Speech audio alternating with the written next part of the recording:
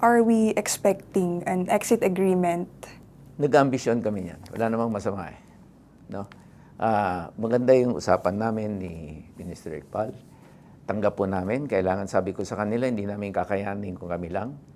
Ang battle cry ko, at yan ang pong palisiyan ng opisina, dahil yun naman din po ang utos ng ating Pangulo, battle cry ko, ever since is, mas mainam ang gobyerno. Imbis na working for the people, we work with the people. So, ang sabi ko sa MILF, with them. Ang UPAPRO, katrabaho sila. Kung magtutulungan kami, mapapabilis. Kung katrabaho rin namin ang regional government, mapapabilis. Kung katrabaho rin namin ang mga lokal na pamahalaan, mas mapapabilis. So, tinatawag na whole of government, the whole of society approach, pwede nating mahabol yon. That's just 2 years. Yes. We firmly believe na pwede.